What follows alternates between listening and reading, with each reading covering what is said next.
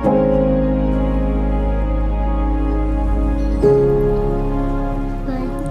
does it hurt? No, I didn't feel it like that. Okay. Yeah.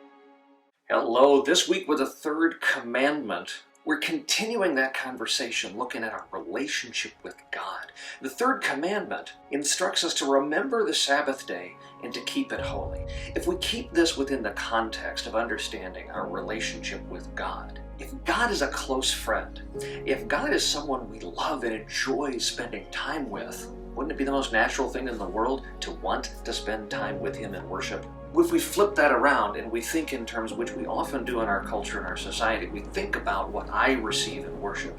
Do I like the pastor? Do I like the music? Do I like the people who are around me? Yeah, we can find all sorts of reasons why we might not particularly like all the ways in which my pastor preaches. No offense, pastors. I might not always like the musical selections. That's reality. Hey, I might not be a contemporary guy, or I might not be a liturgical guy, and yet I'm placed by God into a particular congregation to be a part of the body of Christ in a local setting where 100% of everything may not be to my satisfaction. Does that mean that I get to run around and nitpick and say, I don't like this, I don't like that?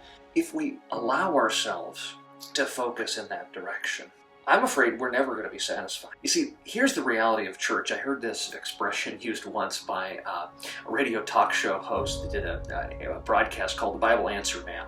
And the host, Hank Hanegraaff, would talk about the idea that if you ever find the perfect church, whatever you do, don't join it.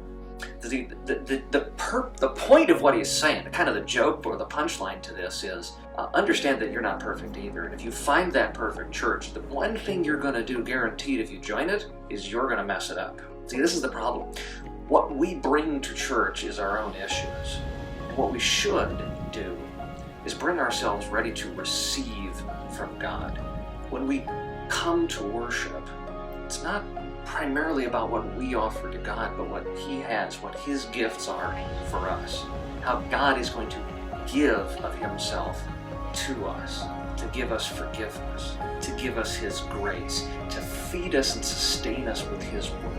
So rather than being concerned with the things we don't find quite right, instead, out of a love for God, focus on what we are receiving and the blessings we have in receiving those blessings. And then return thanks to God in our praise to Him for all the things that He gives to us that honestly we seriously don't deserve.